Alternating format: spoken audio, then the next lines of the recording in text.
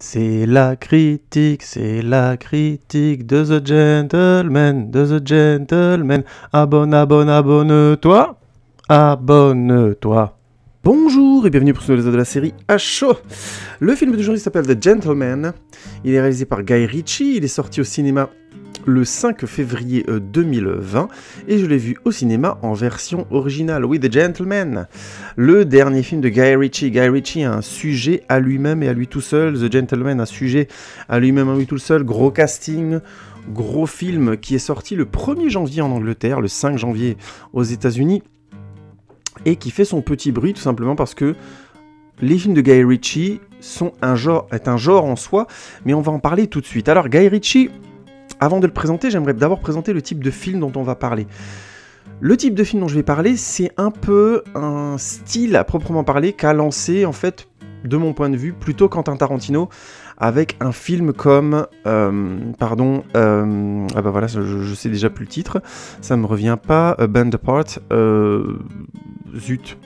Reservoir Dogs, excusez-moi, Reservoir Dogs, c'est-à-dire c'est des films qui sont basés sur un univers de gangsters qui a abordé d'un point de vue cool, drôle et assez trash et direct. Voilà, je pense que c'est ça, grosso modo, le style, c'est cool. Avec souvent des BO très inspirés, très pop et ainsi de suite. Des personnages qui sont franchement sympathiques et franchement dangereux. Les deux, si les personnages peuvent allier les deux, c'est encore mieux, hein. Et une vraie propension pour des histoires complexes et en même temps qui n'hésitent pas à avoir des scénarios alambiqués, des constructions narratives dans tous les sens et ainsi de suite, en étant très libre. Ce style-là, pour moi, c'est vraiment Quentin Tarantino qui le rend vraiment célèbre et qui le remet au goût du jour une bonne fois avec, Reservoir Dogs. Oui, j'avais oublié un dernier élément. En général, pour que ces films-là fonctionnent, et surtout, ce qui aide ces films-là aussi à se faire une bonne pub, c'est qu'en général, le casting est assez énorme. Je vous renvoie au casting de Reservoir Dogs, qui était déjà un sacré truc, avec Harvey Keitel à l'époque, qui était au sommet, ou quasiment au sommet de sa carrière. En parallèle de ça, il y avait Tim Roth qui était très connu, Tim Roth qui allait avoir une très bonne carrière et qui commençait déjà à être bien connu, mais tout le casting était à l'avenant. On avait Michael Madsen dans le rôle de Mr. Blonde, rôle qui va lui coller à la peau, ensuite il va faire plus que ce rôle-là, entre guillemets, chez Tarantino et chez d'autres, qui est encore dans le casting, enfin bref. Tarantino lui-même et plein d'acteurs comme ça, donc des acteurs de gueule, et c'est un peu ce style-là que quelque part va reprendre, je caricature à peine, Guy Ritchie avec son premier film, Lock, Stock and Two Smoking Barrels, qui a été bien sûr fidèlement traduit en français, Arnaque, crime et botanique, bon peu importe, le film étant très sympathique et reprenant vraiment ce style, ce ton qui a fait connaître qui a fait du style, qui a fait connaître Tarantino avec Reservoir Dogs et surtout bien sûr Pulp Fiction derrière. Donc Guy Ritchie va un peu arriver dans la mouvance de ce mouvement-là de cinéma. Son film Arnaque, crime et botanique va plutôt bien marcher et il va faire tout de suite derrière Snatch, dans lequel il va réussir à embarquer un casting assez fou. Jason Statham à ses débuts, qui avait déjà tourné dans Arnaque, crime et botanique, mais qui va revenir dans Snatch. Brad Pitt évidemment dans un rôle complètement dingue, probablement un de ses meilleurs rôles. Bref, un énorme casting et tous les éléments dont je vous ai parlé avant, un côté cool et drôle, un côté violent et en même temps hyper sympathique, une narration construite un peu dans tous les sens et de manière très libre, auquel va rajouter clairement Guy Ritchie une touche très personnelle, qui va être, j'ai envie de dire, encore plus pop que ce qu'avait pu proposer Tarantino. Là où Tarantino va utiliser des éléments pop pour transformer une narration pour rester dans une narration cinématographique finalement assez classique, Guy Ritchie va franchir un degré en plus en rajoutant vraiment un côté bubblegum, un côté pop assumé, Snatch en étant, je trouve, le meilleur représentant dans sa filmographie de ce style. Oui, dans le casting, on a aussi, j'avais oublié, Denis Farina, Benicio del Toro, Vinnie Jones, voilà, enfin plein de gens qui... Alan Ford dans un rôle complètement fou, je sais pas si je l'ai vu dans beaucoup d'autres films ce mec, Lenny James qu'on retrouvera plusieurs années plus tard dans The Walking Dead, Ewan Bremner qu'on avait déjà vu dans notamment dans le rôle de Spud dans Trainspotting, Jason Fleming, bref, gros casting de nouveau, anglais à prédominance anglaise, mais excellent casting, complètement fou, et donc avec, comme je disais, Benicio del Toro, Brad Pitt qui vient de faire des tours là-dedans, Vinnie Jones dans le rôle de Bulletproof Tony, qui est complètement fou, bon bref, un casting dingue, et dans le style, je vais pas parler de Snatch trop longtemps, ni de la filmographie de Guy Ritchie trop longtemps, sinon on va y rester des heures, mais dans l'idée, juste pour souligner, il y a une grande prédominance notamment à la musique pop, et au jeu sur ces musiques pop, avec des séquences excellentes, je vous renvoie juste à 2 séquences que j'aime beaucoup, la scène de boxe, le combat de boxe à main nue à la fin du film, avec cette superbe musique dont je ne sais pas qui est l'auteur d'ailleurs, mais qui est juste géniale, avec des effets de ralenti, de flash, on en rajoute vraiment un maximum. Il y a un côté clip qui est clairement assumé chez Guy Ritchie, je reviendrai sur cette notion de clip après, mais il y a aussi la séquence où on a, je ne sais plus comment on appelle ce jeu là, mais grosso modo c'est on parie sur, on lâche un chien, on lâche un lapin, il y a 2 chiens qui courent après le lapin et on parie sur le fait que le lapin va s'en sortir ou se faire manger. Ou comme ils disent dans le film, qui va se faire baiser, littéralement. Hashtag super humour des années 90, mais bon, peu importe, ça reste un film que j'aime beaucoup et dont les vannes me font quand même marrer encore aujourd'hui. Et on a aussi cette superbe musique de suspense et de suspens. Et au-delà d'utiliser de la musique pop pour rendre le film sympathique, il y a une utilisation très intelligente. C'est souvent de la musique au bon endroit. La musique sur le combat de boxe rajoute un côté comme ça, ça roule des mécaniques, mais en même temps c'est cool, en même temps il y a de l'impact, en même temps ça met du suspense. C'est des très bons choix de musique. La musique sur le moment où les chiens poursuivent le lapin, ça joue sur un suspense, c'est un moment assez grave, en contrastant 2 séquences en même temps, et c'est vachement bien vu, et ça fonctionne très très bien, et ainsi de suite. Le film est bourré comme ça de séquences, je veux pas trop le spoiler, si vous avez jamais vu Snatch, matez-le, c'est un film qui a très bien vieilli, et qui est encore vachement sympathique maintenant. Et ce style va un peu coller à la peau de Guy Ritchie, tout simplement parce que lui-même va y revenir plusieurs fois. Juste après Snatch, il va enchaîner avec des films un peu différents, il va faire un court-métrage sur Madonna qui va devenir, ou qui était déjà sa compagne à ce moment-là, je crois qu'ils vont être ensemble de 2000 à 2008, si je dis pas de bêtises. Il va faire un long-métrage qui s'appelle... le titre original c'est Swept Away, je crois que c'était Perdu, ou je sais plus comment il s'appelle... dont je me souviens pas très bien, que je n'avais pas spécialement apprécié, il faudrait que je le revoie à l'occasion.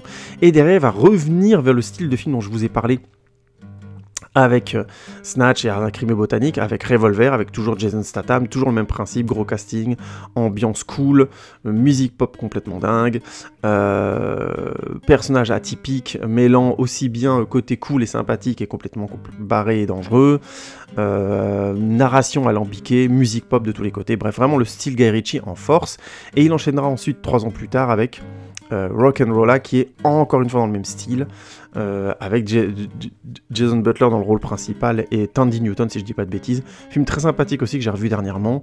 Mais grosso modo, depuis Snatch, Revolver et Rock'n'Rolla, je trouve, moi perso, m'avait laissé un peu hacké, et je trouvais même que Revolver était pas très cohérent. Je me souviens que je l'avais vu à l'époque en mode non mais attends, qu'est-ce qui se passe là? Il y avait plein de choses que je trouvais complètement incohérentes, les personnages avaient des réactions ou des attitudes que je ne comprenais pas. Et c'est un film qui m'avait vraiment laissé en mode... une fois que Guy Ritchie a fait Rock'n'Rolla, j'étais vraiment parti sur l'idée que c'était un réalisateur qui me faisait plutôt chier, je vais être honnête, et que je classais un peu dans les réalisateurs ennuyants qui refont à chaque fois la même chose, ou il avait juste un gimmick pour moi. C'était vraiment le mec qui venait avec le style clip, toujours le même type de personnage, les gangsters cool mais en même temps barrés, les personnages super cool, et en même temps chez les gangsters il y a des mecs avec des principes. Vous voyez, c'était un peu un vieux principe, un peu suranné de gangsters avec des principes, confrontés à des gangsters vraiment méchants. Vous voyez le genre? Et entre-temps, surtout, il y avait son producteur Matthew Vaughn, dont j'ai déjà parlé dans plusieurs critiques, réalisateur notamment de Layer Cake, dont je vais vous parler là, mais aussi de X-Men, le commencement, qui est probablement mon film X-Men favori, réalisateur aussi de l'excellent Kingsman, Agent Secret, et du plus discutable Kingsman The Golden Circle, bref, réalisateur que je trouve très intéressant, dont je reparlerai à l'occasion.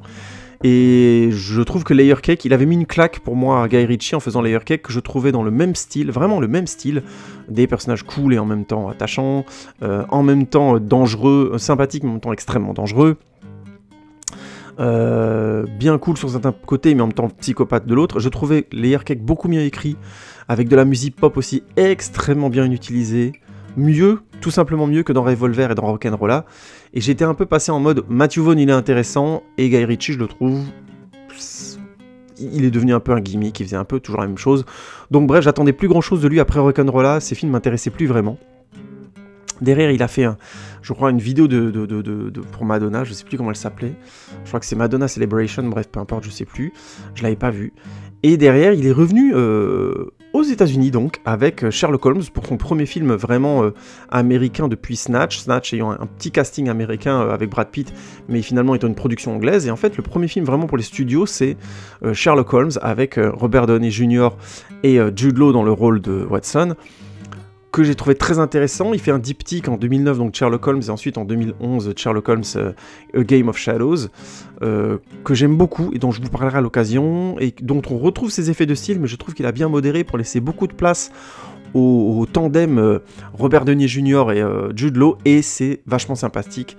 Hashtag, comment dire, blague sur les gays et sous-entendu gays, plutôt sympa en fait. J'aime bien comment il a transformé leur relation, et c'est une des rares adaptations j'ai trouvé qui assume de manière assez frontale le fait que voilà, ils sont grosso modo attirés l'un à l'autre, bien que Watson se marie dans le deuxième film. Il n'y a jamais eu de troisième film, et honnêtement je pense pas qu'il y en ait besoin. Je trouve que c'est un beau petit diptyque à lui tout seul. Faudrait que je les revoie à l'occasion, que je vous redonne mon avis, parce que ça fait un petit moment qu'ils sont sortis, c'était 2009 et 2011.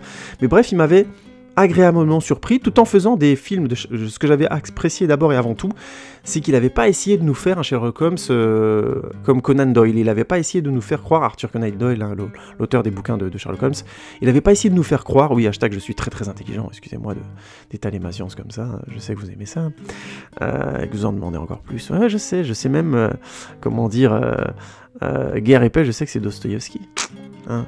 Ah, je vous ai donné un orgasme là. Non, bon, bref, j'arrête de déconner. Et donc, tout ça pour dire, ce que j'avais beaucoup apprécié dans Sherlock Holmes, c'est qu'il n'a pas essayé de faire croire que son scénario allait être surprenant comme un bon Agatha Christie, quoi. Il nous a fait un Sherlock Holmes qui fait de la baston, du karaté, de l'action, qui a des déductions, et à la fin, il a tout compris. Voilà, donc grosso modo, t'es jamais vraiment surpris. En fait, le film te donne pas assez d'éléments pour que tu comprennes avant Sherlock Holmes. Ou alors si, mais en fait tu t'en fous, et ça reste des films très sympathiques, et tout était basé sur le fait que Robert Downey Jr. et Jude Law étaient très sympathiques ensemble, et qu'ils avaient vraiment une alchimie tous les deux qui fonctionne vraiment bien. Les décors, le travail sur les effets spéciaux et sur les scènes d'action étaient très réussis, et du coup on avait deux films hyper sympas. Voilà, mais c'est clair que les gens qui s'attendaient à du Sherlock Holmes à proprement parler étaient déçus, du coup ils n'ont pas tiré sur la corde d'aller faire un troisième Sherlock Holmes, comme ça.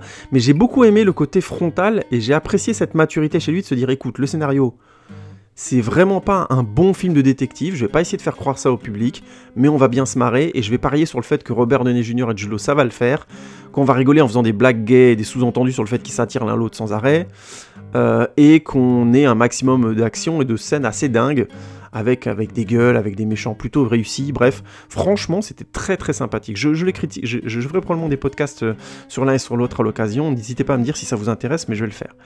Et donc derrière, il est allé faire des courts-métrages, que j'ai pas vu, et il est revenu en 2015 avec The Man from U.N.C.L.E. Si vous suivez les podcasts, vous savez que j'aime beaucoup ce film, que je le trouve très très bon, que je pense que vous devriez le voir si vous ne l'avez pas vu. The Man from U.N.C.L.E. en France, ça a été traduit par des agents très spéciaux, puisque c'était l'adaptation de la série télé des agents très spéciaux, avec dans le couple tête Armie Hammer et Henry Cavill, qui sont excellents dans le rôle, et avec l'actrice dont j'ai oublié le nom, mais qui est vachement bien aussi dedans, bref, avec Hugh Grant, qui faisait sa grande apparition dans le cinéma de Guy Ritchie, et c'est un très bon film, une excellente adaptation de série télé, un film qui a été, je trouve, tristement sous-estimé et qui n'aura visiblement pas de suite, et c'est vraiment dommage parce que c'est un très très bon film. J'hésite à faire un podcast dessus, mais je pense que je vais carrément faire une vidéo sur The Man from U.N.C.L.E. parce que là vraiment, déjà avec les Sherlock Holmes, il m'avait plutôt réconcilié avec lui, et j'étais un peu en mode c'est un réalisateur qui peut être intéressant, mais alors The Man from U.N.C.L.E. il m'a vraiment calmé. Là je me suis dit, Le mec a grandi, il a compris certaines choses de son cinéma, il a fait un bond en avant d'un seul coup, et on sent qu'il avait mis derrière lui ces films de gangsters un peu grosso modo toujours les mêmes qu'il avait tendance à faire, et j'étais plutôt content qu'il essaye d'autres choses. Et du coup, 2 ans plus tard, il a tenté quelque chose de très particulier avec King Arthur, la légende Legend of the Sword. Je crois que c'était en français, c'était le roi Arthur, la légende d'Excalibur, si je dis pas de bêtises, avec Charlie Hunman dans le rôle titre. Charlie Hunman, acteur principal qui était essentiellement connu pour la série Son of Anarchy, où il joue le rôle principal de Jackson Taylor, série que j'ai pu voir par l'entremise de ma compagne et qui est finalement plutôt intéressante, donc je vais vous résumer clairement comment la regarder. Survivez aux saisons 1 et 2 qui sont pas terribles, mais à partir de la saison 3 c'est vachement bien, et ça ne fait qu'aller de mieux en mieux. C'est une série qui a mûri très bien, je crois qu'elle a 5 ou 6 saisons, ou 7, je sais plus, et c'est vraiment plutôt bon. Passé cette saison 3, les saisons deviennent vraiment bonnes, la série devient mature, et c'est très très sympathique, Sons of Anarchy. Alors qu'au début c'était un peu une série de bikers que je trouvais finalement pas très intéressante, mais passé la saison 2, ça devient vraiment vraiment très cool. Si vous voulez, je ferai une critique sur cette série-là à l'occasion, il n'y a pas de problème. Dites-moi dans les commentaires, il n'y a pas de problème. Donc, King Arthur, Legend of the Sword, et en fait, qui va pas rencontrer son public, probablement pour de justes raisons. C'est un film sur lequel j'hésite à faire un podcast, mais j'en ferai à un moment donné. Mais il faut que je le regarde en détail parce que ça fonctionne pas, je trouve. Il y a des moments sympathiques et tout, mais ça fonctionne pas de manière très étrange. Le film prenant des atours clips et choisissant de faire se rencontrer l'univers des légendes arthuriennes et un style clip musical pop qui ressemble un peu au style de Guy Ritchie, mais qui, pour le coup, est assez étrange, puisque contrairement à d'autres films où il l'avait utilisé de manière très intelligente, il n'avait plus utilisé ce style-là dans The Man from U.N.C.L.E. en utilisant essentiellement des musiques de l'époque de la série, puisque dans The Man from U.N.C.L.E., l'histoire se passe au moment de la fameuse bataille de la guerre par espion interposé entre le bloc Est et le bloc Ouest, et on a des musiques qui correspondent à l'époque du film, et ça marche très très bien pour les moments clips.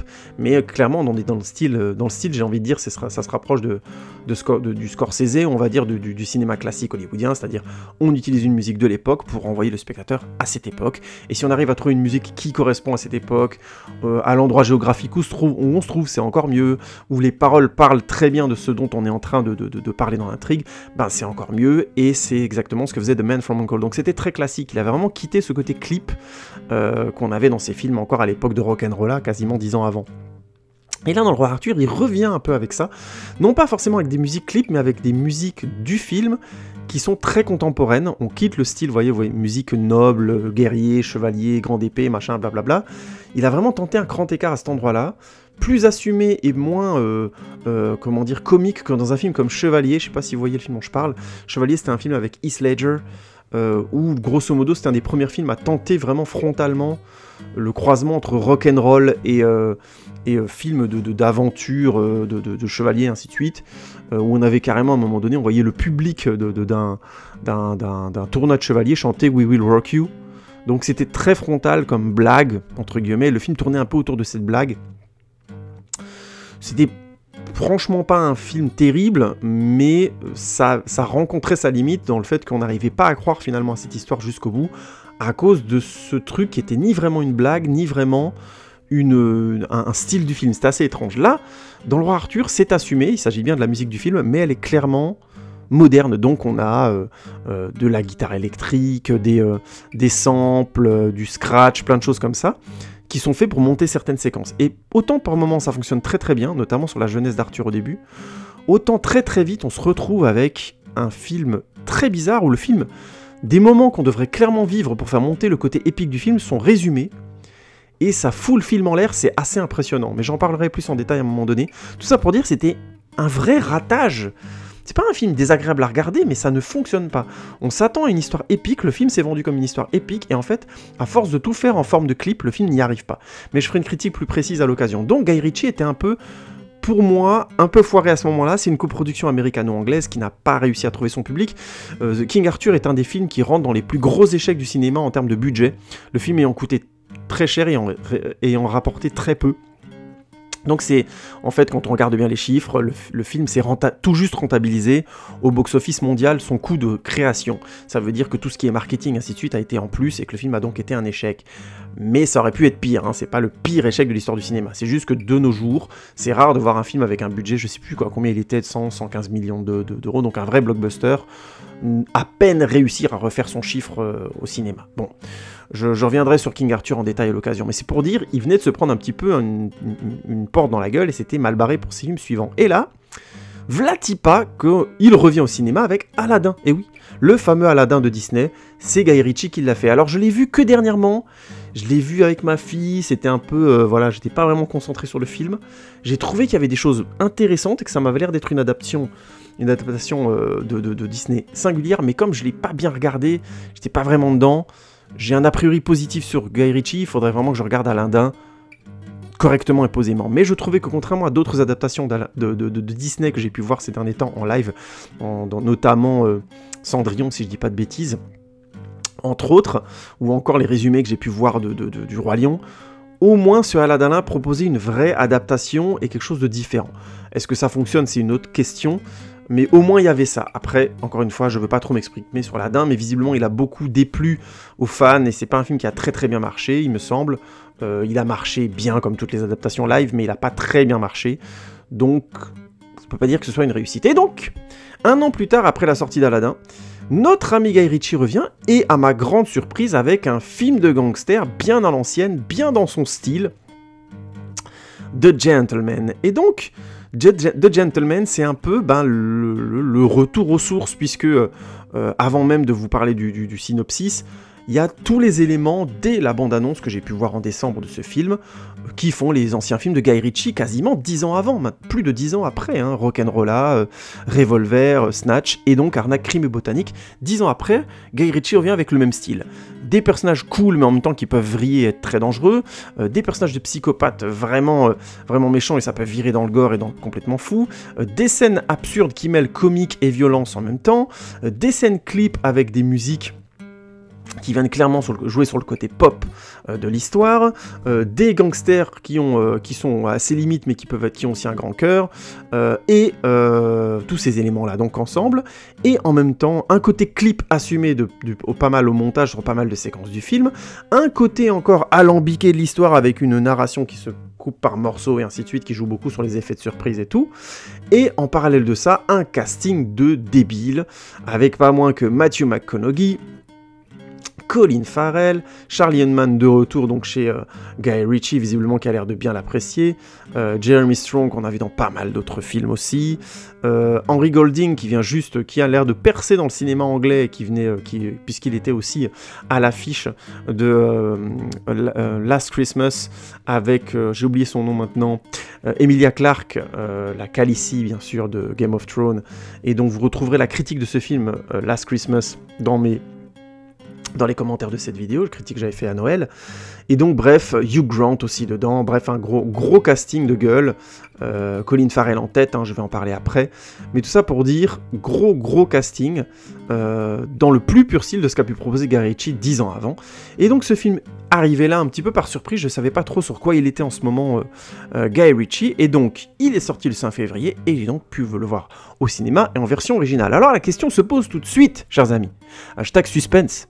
Hashtag mes hashtags vous manquez vachement, donc je force un petit peu le truc, hein, je fais comme Guy Ritchie, je force le machin, je reviens avec ma vieille sauce que vous détestiez, mais en même temps vous pouvez pas vous en passer. Un mec qui parle trop sans hashtag, c'est pas un mec qui parle trop. Et donc, Guy Ritchie, mon petit Guy, hein, mon cher Guy. Et oui, mon cher Guy, oui, ça c'est une vieille expression. Mon cher Guy, c'était Guy Lux et Léon Zitrone à l'époque, alors ça... là on parle d'une période archéologique de la télévision française. Allez, je vous raconte pas qui sont Guy Lux et Léon Zitrone, allez chercher vous-même, vous allez voir, c'est un truc de fou. Oui, mon cher Guy, c'était une blague à l'époque, c'était devenu une sorte de blague assez glauque avec Carl Zero qui avait fait un sketch autour de ça, en parlant de Guy Lux et de sa compagne Simone Signoret, puisqu'il présentait des émissions télé françaises à grand succès à l'époque, et il finissait en disant « Salope Simone ». Oui, à l'époque, MeToo, c'était pas là, hashtag MeToo, il y avait rien du tout. Et mine de rien, c'était dommage qu'il n'y ait pas eu MeToo à l'époque. Bref, peu importe. Grosse digression pour dire simplement, alors mon Guy, mon cher Guy, encore une fois, Est-ce que tu es revenu avec ton style parce que ben c'est un peu chaud, que tu viens de faire des films qui n'ont pas très bien marché et que il faut que tu retombes sur tes pattes? Oui, probablement. Oui, probablement, je peux déjà le dire. Pas grave, je spoil. Le film avait 22 millions de dollars de budget, ce qui est un petit budget pour une coproduction américano-anglaise, mais on va dire clairement que c'est une production anglaise. On sent clairement que Guy Ritchie avait envie de retrouver ses marques et de refaire ce qu'il connaît. Donc ok, pas de souci. On a apprécié Snatch, on a apprécié Un arc crime et botanique, Revolver beaucoup moins, Rock'n'Rolla c'était sympathique mais c'était pas très marquant. Donc, Guy Ritchie qui revient vers son style de prédilection, qu'est-ce que ça donne? Ce serait vraiment étrange, par exemple, de voir au jour d'aujourd'hui Tarantino revenir à un film dans le style de Reservoir Dogs ou de Jackie Brown ou de Pulp Fiction, vous voyez, vraiment dans un milieu de gangsters à proprement parler. Ce serait zarbe. Je serais pas contre, parce que j'aime beaucoup ce que fait Tarantino, moi j'ai tendance à manger Tarantino, y a pas de problème. Mais Guy Ritchie, vu qu'il m'avait plu en faisant des choses très différentes, peut-être plus classiques aussi, d'un côté j'étais hypé, parce que la bande-annonce m'a plu, parce que je me suis dit, waouh, Matthew McConaughey, la classe incarnée, qui incarne un personnage de gangster au grand cœur, avec des principes, là, chez Guy Ritchie, le pied, ça c'est une chips, tu sais tout de suite que tu vas aimer, quoi. Colin Farrell qui fait un second rôle de coach de boxe, là, habillé à l'anglaise, là, c'est bon, c'est parti. Dès la bande-annonce, tu dis, ok, là, tu vas prendre ton pied, sauf surprise. Hugh Grant qui fait qui vient dans un rôle comment dire, de journaliste, à scandale et tout, et qui prend visiblement du plaisir à le faire. Bah, c'est cool, parce que Hugh Grant, ces dernières années, quand on l'a vu, bah, on s'est plutôt éclaté. Et Charlie Hunman qui vient dans le rôle d'un bras droit, dans son plus pur style, limite le bras droit à l'anglaise, quoi, mais il a la classe de la bande-annonce, bref, tu sais déjà que tu vas t'éclater. Et Henry Golding, il faut le dire tout de suite, même si dans Last Christmas, il m'avait laissé un peu froid, j'avais trouvé qu'il tournait bien. Et là, il est dans le rôle on va dire, d'un chinois vénère, hein, puisqu'il est un peu présenté comme ça dans le film, et il est très bien. Eh ben, qu'est-ce que ça donne? Qu'est-ce que ça donne, ce bon vieux The Gentleman, après cette présentation beaucoup trop longue, je sais, mais c'est comme ça que vous m'aimez, il faut que je parle trop, sinon ça fonctionne plus, sinon la chaîne a perdu de sa substance et de son âme. Bon, on enchaîne un petit peu là, on y va là maintenant, allez, on pitch. Donc l'américain Mickey Pearson est un grand baron de la drogue, et notamment de la weed, de la bœuf, de la chicha, à Londres. Il s'est fait lui-même, il est devenu très très fort, il a une femme magnifique qu'il aime et qui participe à son business, dont la couverture est un garage, mais bon, peu importe, tout ça pour dire couple superbe, super business, et en plus avec des principes, mais en même temps, faut pas le faire chier, hein, c'est le lion, comme on dit, dans son business. Mickey Pearson a décidé qu'il allait arrêter, mais pas tout de suite. Il veut revendre son business à un gars qu'il aime pas trop, mais en même temps, comme il veut vendre son business, à un moment donné, un certain Matthew, qui est un Américain juif, et avec qui ils ont une relation plutôt délicate, on sent qu'ils sont pas vraiment copains, mais il veut lui rendre son business.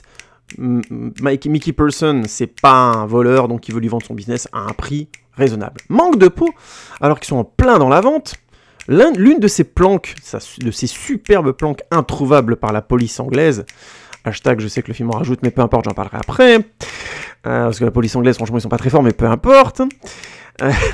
On reviendra sur la vraisemblance des films de Guy Ritchie, mais encore une fois, je suis dans le pitch, alors on va pas commencer la critique tout de suite.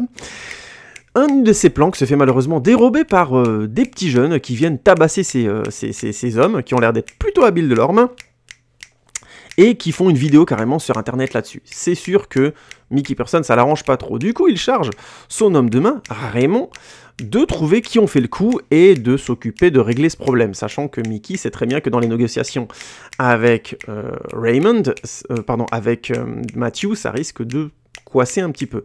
Manque de bol au même moment, un certain œil sec, Dry Eye, un chinois qui travaille à la solde du grand chef chinois de Londres, veut lui racheter son business, visiblement pour un prix beaucoup plus bas. Non seulement, évidemment, ça choque Mickey Pearson, ça l'énerve un petit peu parce qu'une petite merde vient de lui dire qu'il est dépassé et qu'il veut en plus lui racheter son business pour une bouchée de pain, ça passe moyen.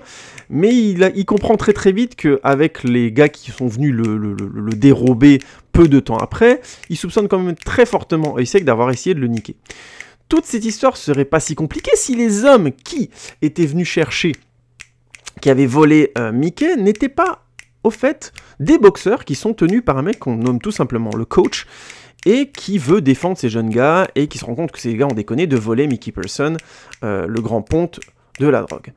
Je vais pas beaucoup plus loin dans le pitch, mais Tout ce petit monde va bien sûr se réunir pour une histoire pas forcément très compliquée, mais plutôt alambiquée, qui va se résoudre non pas à travers une narration classique, mais à travers le chantage d'un certain journaliste qui s'appelle Fletcher, et qui a suivi depuis un moment Mickey Person à la solde de son chef de journal, qui déteste Mickey Person depuis que Mickey Person l'a humilié devant la jet set anglaise, et il veut le faire tomber. Et Fletcher réunit énormément d'informations, aussi bien sur Mickey Person que sur Matthew, que sur Heusek et que sur Coach.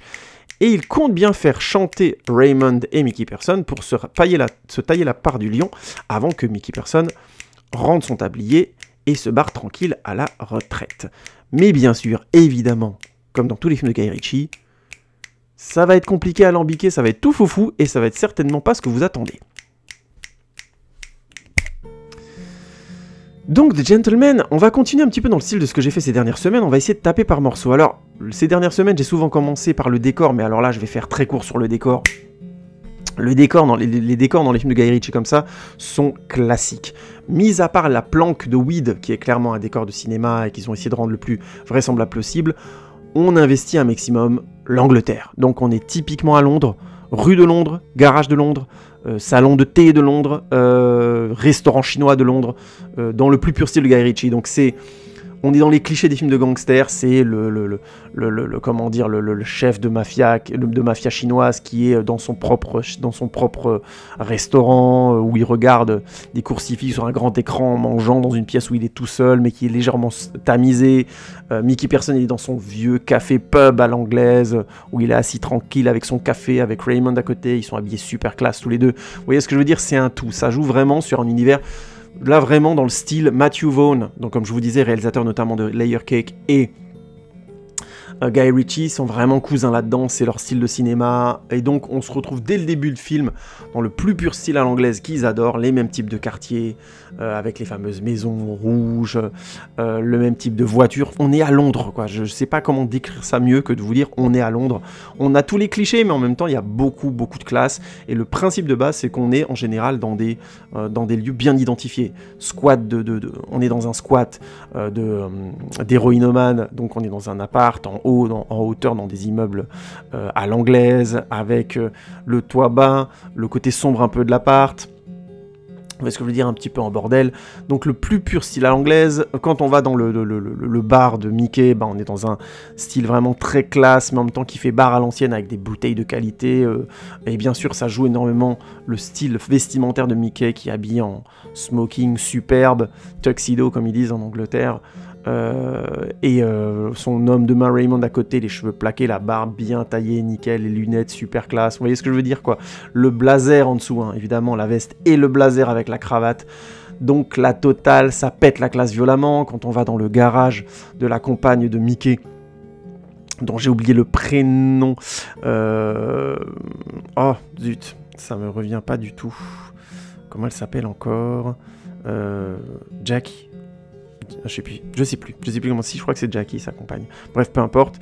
Tout ça pour dire, son garage à elle, tu sens bien qu'elle maîtrise le truc, c'est très classe. Il y a essentiellement des femmes qui travaillent avec vraiment le style féminin, mais pas du tout vulgaire, maîtrisé. C'est la classitude de A à Z, quoi. Donc, et c'est comme ça pendant tout le film, c'est maîtrisé à mort. Quand on va dans le gym du personnage de Coach, ça ressemble à un vrai gym de boxe à l'anglaise. On sent bien que le contexte a été maîtrisé. Ça, c'est un petit peu nouveau. Tiens, je vais parler de ça, puisque je parle des décors. Ça, c'est vraiment, je trouve, une des choses réussies. Colin Farrell est donc le personnage qui s'appelle Coach. Non seulement il est extrêmement crédible dans le personnage, mais j'en parlerai plus après dans la partie personnage, mais on a l'impression d'être dans un vrai gym, avec des mecs qui s'entraînent tout le temps, avec une certaine cadence qui est donnée par le coach. Il y a un moment donné, il discute avec un gars. Le gars lui donne des infos qui l'intéressent pas trop, et à un moment donné, il lui donne une info très importante, et il s'énerve, et il gueule d'un seul coup en lui disant « Tu me donnes cette info maintenant ?» Et tout le monde s'arrête, parce que c'est le coach, et que quand il gueule, tout le monde s'arrête pour voir ce qui se passe. Et là, il dit « Je vous ai dit d'arrêter tous !» Et tout le monde se remet à s'entraîner. Bref, c'est une blague classique, mais ayant moi-même fait un documentaire sur le rapport coach-boxeur, ayant suivi pas mal, et je suis allé dans pas mal de salles de sport, c'est très vrai. En général, le coach est vraiment le thermomètre de la pièce. Et ça fonctionne très très bien, c'est très crédible, et on sent que Guy Ritchie aime ce milieu-là, où il le connaît, où il s'est bien renseigné. et j'expliquerai un petit peu après en développant sur le personnage de coach en quoi ça c'est très réussi. Mais tout ça pour dire, à part cet élément qui est un peu hétéroclite, qu'on voyait déjà un petit peu dans Snatch, dans les salles de boxe à main nue, là on va un peu plus loin puisqu'on voit un coach de boxe, donc ça va un peu plus loin, pas trop, hein, mais un peu plus loin. C'est très très maîtrisé, mais c'est des lieux que clairement, dont Guy Ritchie aime parler, qui sait mettre en scène, voilà. Donc le résumé de ce que je viens de dire sur les décors, c'est que ça pète la classe et que ça correspond tout à fait à cet univers gangster londonien avec de la classe, avec de la retenue, voilà. Ça envoie sévère et on sent très bien que Guy Ritchie tourne un peu où il veut. Il y a une scène qui est tournée dans un stade à un moment donné. Tu te doutes qu'il n'y a pas de match et que voilà, ils ont pas tourné avec 60 000 figurants, hein, surtout avec 22 millions de budget à la base. Mais voilà, c'est parce que c'est Guy Ritchie qui peut se permettre de tourner dans des gros stades et ainsi de suite. Je sais plus, je crois qu'ils ont tourné à l'Emirates Stadium, si je dis pas de bêtises, le stade de Arsenal, bon peu importe.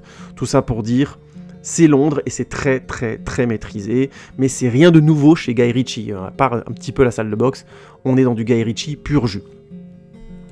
Je peux enseigner tout de suite avec l'utilisation de la musique, qui est très importante aussi chez Guy Ritchie.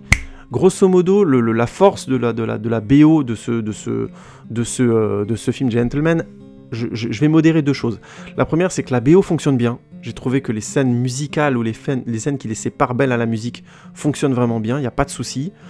Mais je vais mettre tout de suite un gros bémol, notamment par rapport à ces autres films. J'ai moins été marqué par la musique dans The Gentleman, j'ai moins été marqué notamment par les musiques pop, j'en ai pas forcément en tête là en sortant du film, alors que quand j'avais vu Snatch à l'époque par exemple, Snatch, j'ai du mal à pas me souvenir encore aujourd'hui de la plupart des musiques, même des musiques sans paroles et des musiques avec paroles. C'est très marquant quand on voit Snatch. La force de la musique et comment dire, l'impact de la musique sur l'histoire est beaucoup plus forte dans Snatch que dans The Gentleman. Et mine de rien, c'est quelque part pour moi le signe que c'est un film qui est un peu moins intense, un peu moins marquant que Snatch. C'est un des premiers éléments, mais il y a d'autres éléments ensuite qui vont jouer. C'est pour ça que je voulais vous parler de la musique tout de suite. Ça ne veut pas dire que ça fonctionne pas. Il y a une séquence notamment de poursuite, on a des gros bras qui poursuivent notamment des jeunes à vélo, une petite scène musicale, et ça marche très très bien, c'est très drôle, c'est très sympathique et très efficace, il n'y a pas de problème. Mais de là à dire qu'on atteint le niveau d'intensité ou le côté mémorable que peut laisser un film comme Snatch, ou dans le même genre Pulp Fiction, je caricature, hein, mais je sais que j'attaque un petit peu fort parce que Pulp Fiction c'est un chef-d'œuvre, donc c'est un petit peu chaud de dire ça, mais je pense que non. Je pense qu'on peut pas dire non plus qu'on y arrive à cet endroit-là. Ça veut pas dire que ça marche pas. Je trouve que c'est très sympathique. Encore une fois, cette utilisation de la musique pop marche. Mais honnêtement, là, je suis 2-3 jours, un peu moins d'une semaine après l'avoir vu au cinéma, et j'ai beau chercher, je retrouve pas de musique originale qui m'ait marqué. Ça veut pas dire qu'elles sont pas bien, encore une fois, mais je les trouve moins marquantes. Donc, je tenais à parler de la musique tout de suite parce que ça en dit long déjà sur ma critique du film. Il y a toujours ce style clip qui est très fort chez Guy Ritchie. Il y a notamment toute une partie du film qui est racontée par le personnage de Fletcher, et le personnage a une gouaille très intéressante, je vous parlerai des dialogues après, mais qui porte bien le film, et donc il y a toute une partie musicale, notamment quand il raconte le passé de Mickey Pearson, le personnage du baron de la drogue, de la bœuf, là, qui est joué par Matthew McConaughey. Et c'est super sympa, et je trouve qu'il y a vraiment beaucoup de passages qui sont sympathiques, mais je me suis surpris à trouver le film un peu longué, et je me suis rendu compte que la musique, les séquences me marquaient peu. Ce qui est surprenant, je trouve, chez Guy Ritchie, qui revient vers son style de prédilection. Je m'attendais vraiment à ce qu'il essaye d'exploser un peu plus, et être un peu plus énervé.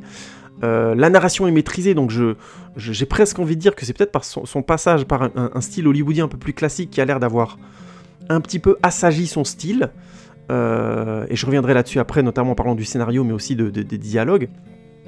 Mais je dirais que c'est assez marquant, parce que j'attendais des séquences un peu plus marquantes musicales. Bon, vous avez compris, hein, je connais Guy Ritchie, donc forcément j'étais en attente sur certains points, et là en l'occurrence, ça n'arrive pas à ce niveau d'intensité-là.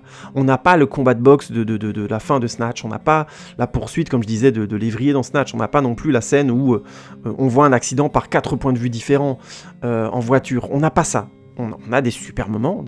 Encore une fois, quand on raconte l'histoire de Mickey Pearson, c'est vachement intéressant.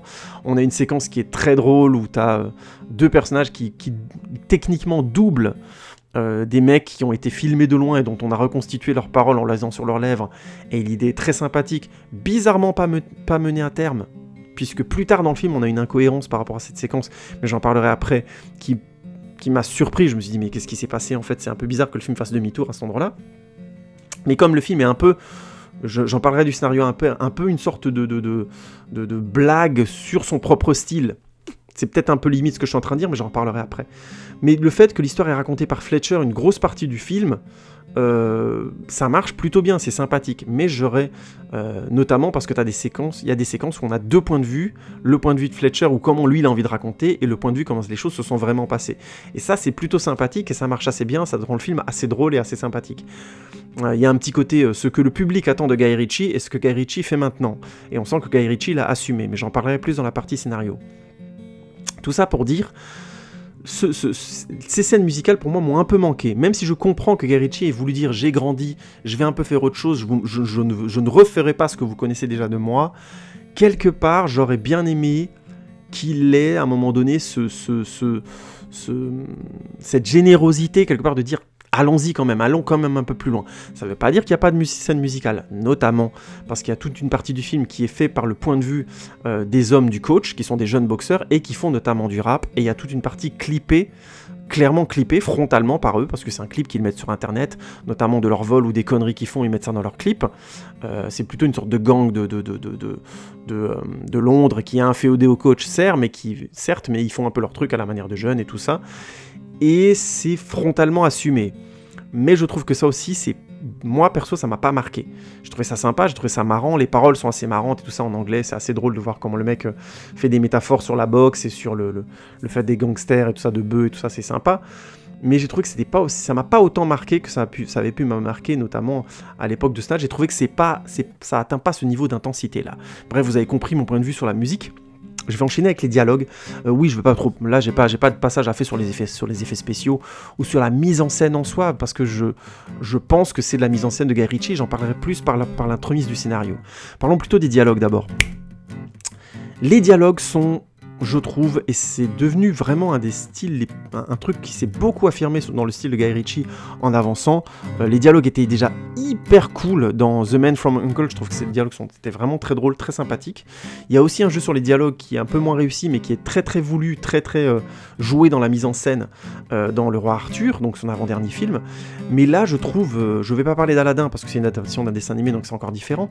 Mais là, pour le coup, il y a un vrai plaisir de la parole et on sent clairement que Guy Ritchie avait envie d'aller vers un style de narration qui joue énormément sur les sous-entendus des dialogues, sur, comment dirais-je, la musicalité des dialogues, tout ce que ça peut créer comme double sens entre les personnages et ainsi de suite. Il y a notamment tout un jeu, tout un sous-texte assez affirmé et qui devient carrément frontal, homosexuel entre le personnage de Fletcher, donc de Hugh Grant, et le personnage de Raymond, de Charlie Hunman, qui est très drôle, je trouve qu'il fonctionne vraiment bien. Le personnage de Fletcher étant vraiment un gros pervers pour le coup, donc c'est plus d'une fois, il y a vraiment de quoi sourire plus d'une fois avec les jeux de mots et avec les sous-entendus à peine voilés d'homosexualité chez Fletcher, et ça rend l'histoire très drôle. Et en plus, comme le personnage de Fletcher raconte les choses de son point de vue et imagine des choses, et Raymond vient le tempérer ou modérer ou modifier un petit peu les choses, ça c'est un effet qui rend les dialogues encore plus sympas parce qu'on est très vite plus tout à fait sûr que le point de vue de Fletcher soit le bon. Évidemment, on comprend très très vite que bien sûr Fletcher ne sait pas tout et qu'il y a des choses qui vont se révéler petit à petit, que Raymond sait certaines choses que Fletcher ne sait pas et que le film va en jouer. Comme je vous ai dit, le film essaie beaucoup de renouveler son intérêt avec cette séquence où les personnages doublent eux-mêmes une séquence filmée de loin. Il y a une partie où Fletcher donne une version d'une histoire, notamment de la première rencontre entre œil sec, Dry Eye et Mickey Person, la personne de Matthew McConaughey, et ça donne deux versions d'une fameuse séquence classique de cinéma entre le jeune loup qui veut se faire les dents et le vieux lion qui est un peu en mode voilà, attends, je vais te faire la leçon. Et la séquence est très sympa. Oui, la femme de Mickey Person, je viens de le retrouver, s'appelle Rosaline. Voilà, elle est jouée par Michelle Dockery, pardon. Et elle s'appelle Rosaline, excusez-moi. Je raconte n'importe quoi. Et donc, tout ça pour dire, ce jeu sur les dialogues est plutôt savoureux, et je trouvais que ça donnait beaucoup de saveur, ouais, je me répète, c'est super sympathique, de saveur au film, et c'est une des grandes qualités du film. Je conseille du coup de voir le film en VO, sous-titré parce que je pense qu'on passe à côté de la musicalité. Les sous-titres sont plutôt bons, mais pour peu qu'on connaisse un petit peu l'anglais, on aura plus encore de plaisir à écouter. Les raps en anglais sont très sympas aussi, en anglais d'Angleterre. Alors c'est sûr, hein, si on n'a pas l'habitude, on n'a pas l'oreille pour ça. Moi perso, j'ai pas un niveau d'anglais très bon. Je veux dire, mon niveau c'est anglais, j'ai un anglais 6e, hein, donc je suis vraiment pas très bon en anglais. Mais l'anglais d'Angleterre, quand il est sous-titré, j'arrive à suivre et je trouve que c'est une partie du plaisir du film. Donc c'est un peu dommage de passer à côté de ça. Notamment parce que, comme je vous le disais, en termes de mise en scène, quelque part, Guy Ritchie s'amuse tellement avec ses dialogues et avec les acteurs maintenant, je trouve qu'il prend beaucoup plus de plaisir à ça que dans ses anciens films. Ça se sent dans Snatch, il prenait beaucoup plus de plaisir à la mise en scène. Il aimait faire jouer les acteurs des trucs assez dingues, mais au final c'était la musique, le montage, la mise en scène, l'action qui l'intéressait. Là on sent clairement que depuis, je pense vraiment, The Man from U.N.C.L.E., il a plus envie de s'amuser avec les acteurs. Et ça se sent dans les dialogues, et ça se sent dans la rythmique des séquences, ça se sent dans ce que les acteurs comme Henry Cavill, Armie Hammer ont pu apporter à leur personnage dans The Man from U.N.C.L.E. Et encore une fois, j'ai oublié le nom de l'actrice qui est très très bien en plus dans The Man from U.N.C.L.E. Zut alors, c'est dommage, ça me revient pas. C'est l'actrice qui a joué dernièrement Lara Croft dans Tomb Raider. Vous voyez certainement qui c'est, mais son nom me revient pas.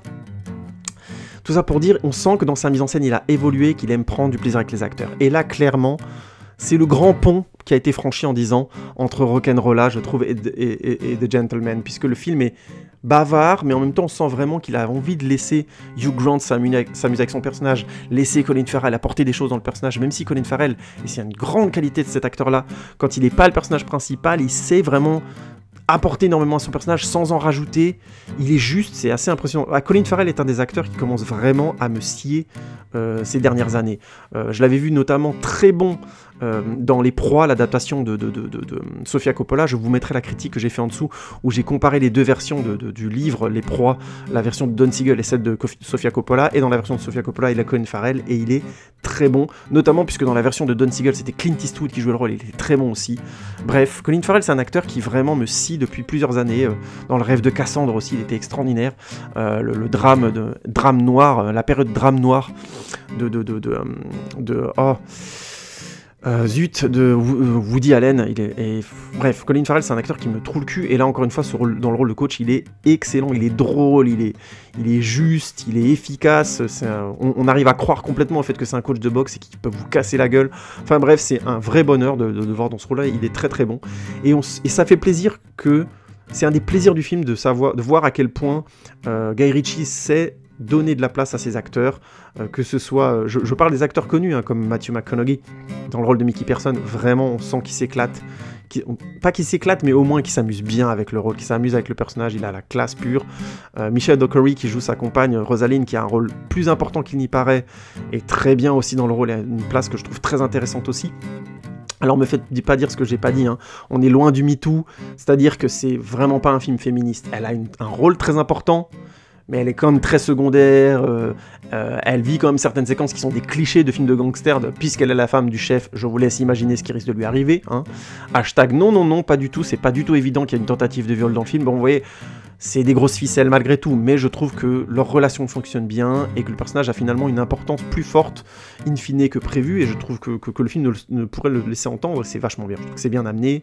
Charlie Hunnam dans le rôle de Raymond, il joue quelque chose de différent et il le fait très bien aussi. Bon, alors je trouve pas que c'est un excellent acteur, donc je vais me laisser du temps pour le voir, mais je trouve qu'il est vraiment, le rôle est bon pour lui. Mais par exemple, des acteurs un peu moins connus comme Jeremy Strong qui joue Matthew, le fameux gars qui doit racheter le business de Mickey Person, et ben on l'a vu dans plein d'autres films, et il est très bon dans le rôle, il est crédible à mort en baron américain juif qui a aussi des connexions en Angleterre, qui a un petit peu le côté pédant, le côté un peu noir comme ça des gangsters, et il est vraiment bien dans le rôle, il n'y a aucun problème. Tom Wu qui joue Lord George, qui est le grand ponte chinois. Il n'a pas beaucoup de séquences, mais il fonctionne aussi très très bien. C'est devenu aussi un acteur récurrent chez Guy Ritchie. Bref, c'est vraiment cool de voir comment Guy Ritchie est quelque part laisse ses personnages principaux, ses acteurs principaux maintenant avoir un poids, une présence dans les séquences, proposer des choses, ça se sent, il s'amuse à jouer les personnages, et du coup ben c'est vachement agréable et les dialogues deviennent d'autant plus sympathiques. C'est pour ça que je voulais parler des dialogues, c'est parce que je trouve qu'il a su laisser au casting, il est rentré dans un autre style maintenant où les dialogues sont aussi amenés par les acteurs. Et donc, du coup, ben, ça donne aussi un côté un petit peu plus lent, un petit peu plus, entre guillemets, plombé de la mise en scène. C'est un peu moins vénère, un peu moins clip à ses débuts ou qu'il y a 10 ans. Et quelque part, ça enlève aussi... Il était bon pour ça, donc ça enlève aussi quelque part une des qualités de son cinéma, c'était cette capacité à un moment donné à créer des séquences visuelles très baroques, très directes, très musique, très montage, très cinéma cinéma russe, quoi, du cinéma de montage, du cinéma de... Oui, je fais référence à l'opposition classique, cinéma classique américain qui était beaucoup joué sur le film et du théâtre, donc beaucoup joué sur le jeu des acteurs, sur la mise en scène, une mise en scène simple, on filme les acteurs et c'est eux qui font l'action, et par opposition au cinéma russe au début de l'histoire du cinéma, Kuleshov, Eisenstein et consorts, Dziga Vertov et ainsi de suite, qui, par exemple, avec le Cuirassé et Potemkin, qui est un film que vous pouvez regarder, où tout était beaucoup plus joué sur la nature même du cinéma, c'est-à-dire le montage, et beaucoup moins sur le jeu des acteurs. Bref, et donc je trouve que quelque part Guy Ritchie est un peu passé d'un style russe, d'un style beaucoup plus joué sur le montage, la musicalité et ainsi de suite, vers un style plus académique américain, où il laisse beaucoup plus de place au dialogue, aux acteurs et au rythme que les acteurs donnent dans les séquences. Ça donne des films différents, tout simplement, mais je trouve que, quelque part, c'est dommage que lui perde un peu ce côté clip, parce qu'il est bon pour ça, et que quand il l'utilise, notamment il l'avait encore utilisé en Sherlock Holmes 1 ou dans le 2, c'est très efficace, ça fonctionne très bien. Ça veut pas dire qu'il n'y a pas des séquences clips, encore une fois, les phases clippées frontalement du film sont très sympathiques, mais... elles sont moins marquantes, mine de rien. Je trouve qu'il se lâche un peu moins, et c'est un peu dommage, que encore une fois, dans Snatch, où il y a vraiment des séquences qui te restent en tête. Et pourtant, je pense pas que sur le fond, Snatch soit un film plus intéressant que The Gentleman. Il est juste plus marquant cinématographiquement, vous voyez ce que je veux dire ?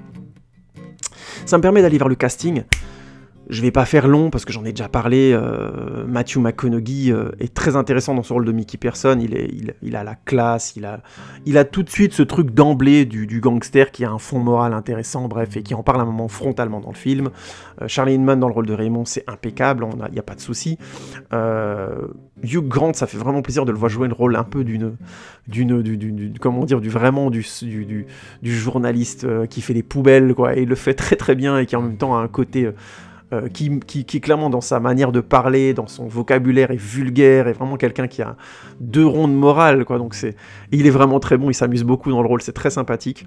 Le contraste entre lui et Charlie Hunman, qui est beaucoup dans la retenue comme ça, fonctionne très très bien, c'est un très bon choix de casting, et je vais pas en parler 15 ans. Henry Golding m'a vraiment surpris dans le rôle de Heisek, et je suis curieux de le voir dans d'autres films où il va pouvoir laisser parler un peu plus encore son talent. Je trouve que c'est un acteur qui promet, je trouve, et j'en ai déjà parlé avant, mais Colin Farrell est excellent dans le rôle de coach.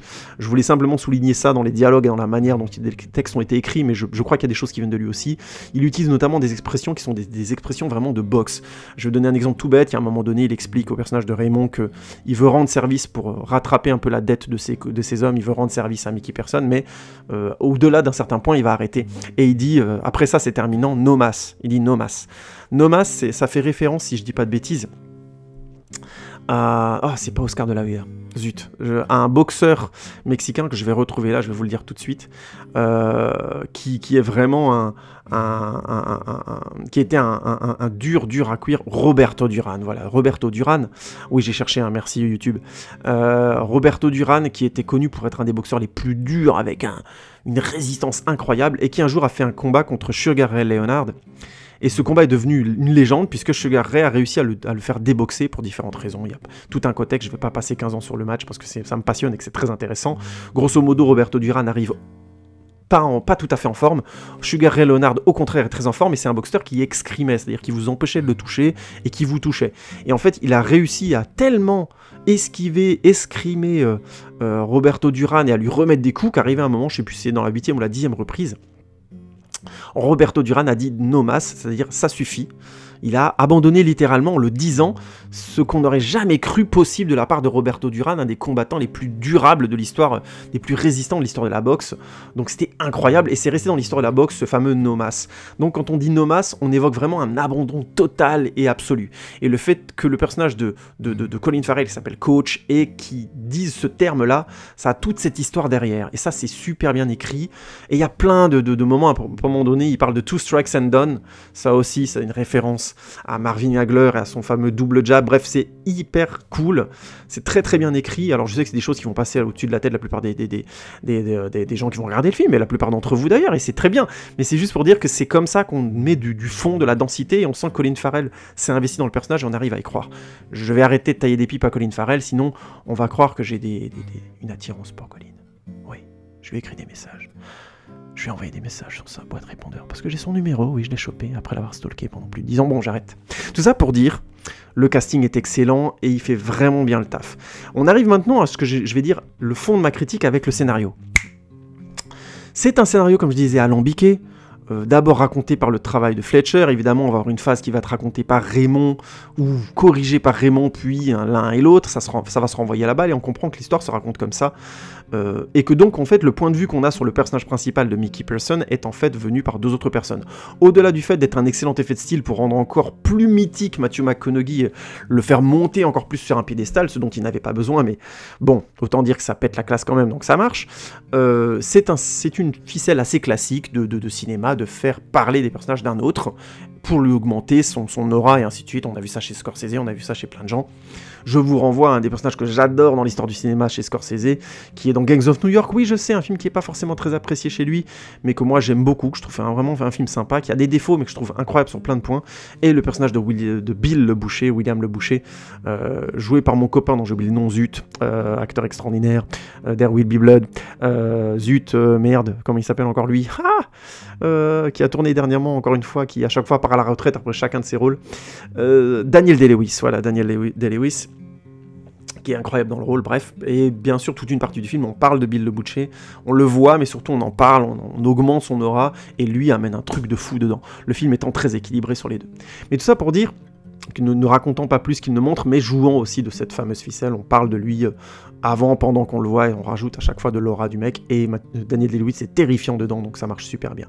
Donc on joue carrément beaucoup plus au premier degré ça dans The Gentleman, et on a donc Fletcher et Raymond qui vont échanger leur vision, entre guillemets, du personnage de Mickey Pearson, sachant très bien que Raymond a une vision plus juste que celle de Fletcher, plus modérée, puisque Fletcher dit clairement très tôt, et là on arrive au fond de ma critique, qu'il écrit un scénario à partir de ce qu'il a vu faire dans l'histoire, de tout ce qu'il a stalké de l'histoire de Mickey Pearson. Il a écrit un scénario qu'il tend littéralement à Raymond. Et là, en fait, on a, pour moi, peut-être une mise en abîme intéressante du cinéma de Guy Ritchie, c'est sûr.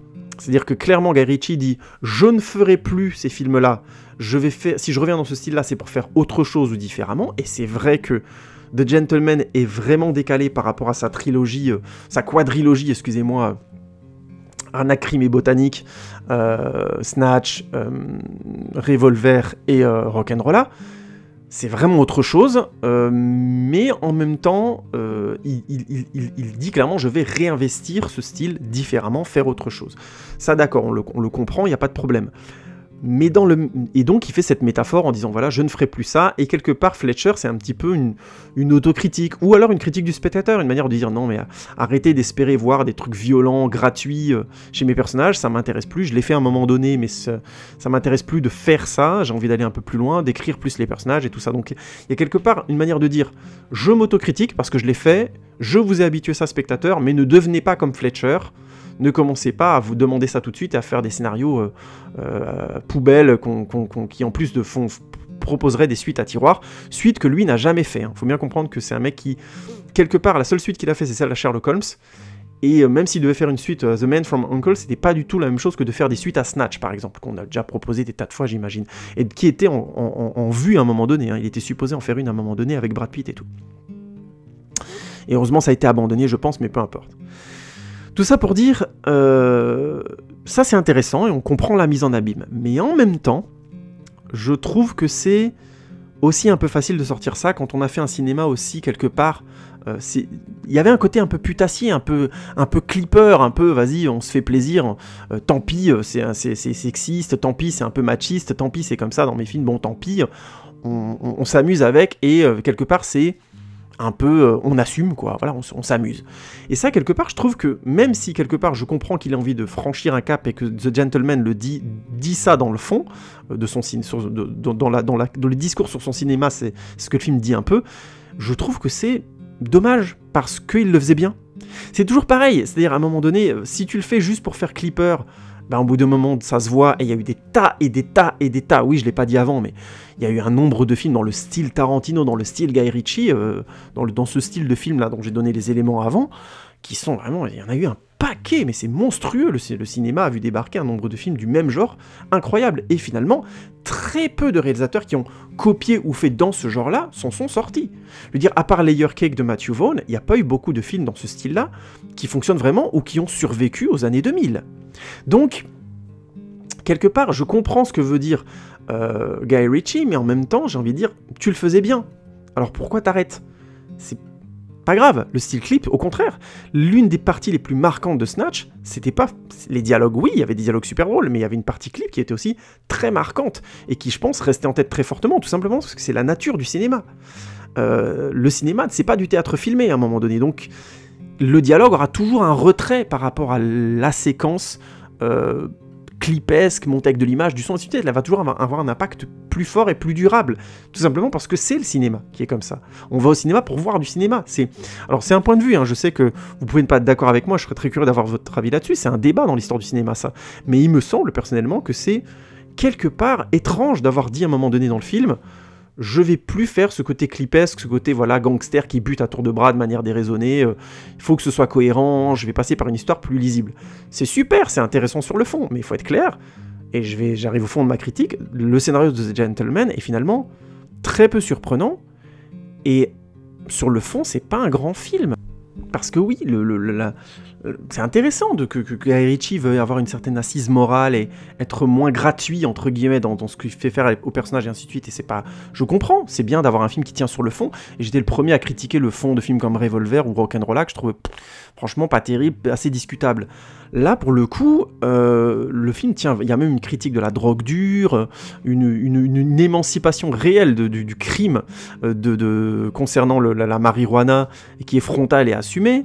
Plein de choses comme ça que je trouve intéressant, mais c'est pas révolutionnaire, c'est des discours qui sont finalement assez surannés, je trouve, ça fait longtemps qu'on le dit, ça, dans le monde entier, hein, que le crime de la marijuana, c'est quand même autre chose, c'est un autre problème, et ça devrait être moins un problème de gangster, mais finalement on le laisse aux gangsters, donc heureusement, entre guillemets, que dans l'univers de Guy Ritchie, ces gangsters-là ont une certaine morale, et il y a un jugement moral en parallèle sur la drogue dure qui est plutôt intéressant, où les gens qui font de la drogue dure se font punir, hein, littéralement, vous le verrez en voyant le film, donc c'est intéressant, je suis pas contre une certaine assise morale, mais chez Guy Ritchie, c'est dommage, parce que c'est son côté un petit peu fou, un petit peu, voilà, son camp de manouche dans Snatch, ça, c'était complètement fou, on perd des pieds, quoi. Et je trouve que là, quelque part, on est dans un univers extrêmement balisé, c'est entre gangsters, le coach apporte une certaine fraîcheur, parce que c'est ces gars qui viennent de la boxe, mais ces mecs sont en fait des gangsters aussi, ils font aussi ils volent, machin, blabla, alors ils ont leur petit côté délirant, un petit peu frais, on met toutes les conneries qu'on fait, on les met sur Facebook, sur YouTube et tout ça, donc ok, pourquoi pas, mais c'est pas très original, il faut être clair, The Gentleman est un film de gangster pur jus. Et l'élément, un peu, le côté électron libre, un petit peu, je m'en fous de la morale, un petit peu, on est là pour rigoler, qui était plutôt frais chez Guy Ritchie, a un peu disparu, au prix d'une élégance et d'un jeu avec les acteurs qui est super intéressant, et d'une morale hyper assise, ok, cool, mais dans ce style-là, j'ai envie de dire, Tarantino, Matthew Vaughn, ils font mieux, ils maîtrisent mieux ça. Alors, je suis méchant parce que Matthew Vaughn, il l'a surtout fait dans Layer Cake, hein, dans ses derniers films, ça se dit, je trouve qu'au contraire, Matthew Vaughn, il a embarqué ce côté complètement fou, ce côté complètement décomplexé, lui, il l'a beaucoup plus et il l'assume beaucoup plus. Mais je trouve que ça fonctionnait aussi chez Guy Ritchie, et quelque part, le voir revenir quelque part un petit peu en se jugeant lui-même, quelques années plus tard, sur son propre style, je trouve ça dommage. Je trouve ça dommage parce que ça enlève pas de la qualité à The Gentleman, qui reste un film très sympa, mais ça lui enlève un côté marquant, alors qu'il y avait beaucoup d'éléments pour que le film soit plus marquant que ça. On va enchaîner avec la conclusion, parce que je pense que vous avez compris où je veux en venir. Est-ce qu'il faut aller voir The Gentleman? Oui, bien sûr, vous pouvez voir The Gentleman, c'est un film très sympa. Je trouve que c'est un peu longuet, si vous avez du mal avec les dialogues un peu à rallonge et où ça s'amuse beaucoup sur les sous-entendus et tout ça, ça peut vous ennuyer un petit peu, mais ça reste un film de gangster vraiment sympa, ça pète la classe violemment, à tous les niveaux, les acteurs sont très bons, très bien dirigés, les dialogues sont bourrés de sous-entendus, c'est très sympa, il y a des scènes d'action qui marchent vraiment bien, qui sont très drôles, alors c'est pas les grandes fusillades et ainsi de suite, mais ça marche bien, je trouve, dans son style. C'est un film à 22 millions de budget, hein, donc c'est clair qu'on n'a pas de grandes fusillades, et c'est pas comment dire, ça délire pas avec, en termes de scènes d'action et de cascades et ainsi de suite. Mais je trouve que ça marche très bien, la tension narrative globale est tenue, même si je trouve que c'est un peu longuet dans sa première partie. Mais voilà, le casting s'amuse, les dialogues sont truculents, donc ça va passer très bien, et on reste sur l'histoire de gangster un peu alambiquée, qui va nous réserver quelques petites surprises. Je trouve pour le coup pas surprenante du tout, mais imaginons, et le fond de l'histoire se révèle que dans la dernière séquence, et c'est plutôt sympathique. C'est pas incroyable, mais c'est plutôt sympathique. De là à dire que c'est un film aussi marquant que ce qu'a pu faire Guy Ritchie dans le style, et je suis obligé de revenir vers Snatch ou Anna Crime et Botanique, mais surtout Snatch, non. Non. Non, parce que quelque part, il se juge lui-même, il revient sur cette idée, comme je le disais, du clip pour dire « je ferai quelque part plus ça ou plus comme ça ». Et ben, ça enlève une part délirante, une part dépaysante, une part... Vous savez, ce côté... Je vais donner un exemple très précis. Snatch finit sur... je vais pas vous raconter la fin de Snatch, mais Snatch finit sur un mec qui prend un cachet d'aspirine et qui reprend l'avion et c'est fait façon clip. Clac, clac. Ça monte comme ça d'un seul coup. Et ça, mine de rien, ça manque dans The Gentleman. C'est un petit peu... Vous voyez ce côté délirant frontalement drôle, ça faisait partie de la fraîcheur, du côté sympa de Guy Ritchie. Et il a transformé ça au prix d'une élégance qui pète la classe. Matthew McConaughey, voilà, Colin Farrell excellent, enfin je vais pas revenir sur tout ce que j'ai dit, mais on est quelque part un peu en deçà, on est en terrain balisé. The Gentleman donne ce qui était prévu, et quelque part je trouve que venant de Guy Ritchie c'est dommage. Parce qu'il avait cette capacité à un moment donné à nous faire perdre pied. Moi, je reste sur le cul du personnage de Brad Pitt dans le rôle de Manouche. C'était quoi ce truc J'aimerais bien revoir Brad Pitt dans un rôle aussi dingue. Vous voyez ce que je veux dire? Et c'est pas, on n'en est pas là. Colin Farrell fait une prestation incroyable dans le rôle du coach, mais c'est pas incroyable de voir Colin Farrell faire ça. Vous voyez ce que je veux dire? On perd pas pied. Il a fait déjà des rôles assez étranges, Colin Farrell. Bref, tout ça pour dire, il a perdu un degré de folie et quelque part, j'aimais bien que moi mon petit Guy soit un petit peu foufou, hein, ma petite guitoune. Donc, j'ai pas envie de dire que The Gentleman est une déception, parce que franchement, il est très sympa, et je retournerai voir le film si j'avais le temps sans problème. J'ai passé vraiment un bon moment devant. Mais par contre, de là à vous dire, ça vaut Snatch, ça vaut ce qu'a pu faire Guy Ritchie avant, non, c'est vraiment différent. C'est bien, il a évolué, il a grandi, mais j'aurais aimé qu'il garde un petit peu son côté ado, son côté un petit peu foufou, le côté qu'il avait un petit peu à l'époque où il travaillait avec Matthew Vaughn, quoi. Je vais m'arrêter là. Je vous conseille quand même d'aller le voir, vous passerez franchement un bon moment, mais je voulais développer un là-dessus, je trouve que c'est un réalisateur où il y a de quoi dire. On est revenu à ma petite formule de podcast, beaucoup plus longue d'habitude, hein, c'est sympa. Bref, c'est pas grave, sinon je m'appellerais pas un mec qui parle trop, hein. Hashtag qu'est-ce qu'il y a. Merci les amis de m'avoir écouté, n'hésitez pas à tweeter, Facebooker, Instagrammer, la totale, à laisser des commentaires, évidemment liker, partager, bien sûr c'est toujours très cool, mais surtout dites-moi ce que vous pensez dans les commentaires, si vous avez aimé, si vous n'avez pas aimé, je suis très intéressé. J'ai reçu dernièrement des commentaires intéressants de gens qui n'étaient pas d'accord avec moi et c'était super intéressant. N'hésitez jamais, je me suis déjà fait rentrer dedans par des gens qui trouvaient que je disais des inepties et c'était hyper intéressant, donc n'hésitez pas. Et on se retrouve bientôt pour un nouvel épisode de HO, parce qu'on a encore pas mal de choses à voir ces dernières semaines. J'ai pu voir quelques films, ça va être très sympa. Merci les amis, à bientôt. Ciao, ciao. Abonne-toi, abonne-toi, abonne-toi, abonne-toi. Un mec qui parle trop.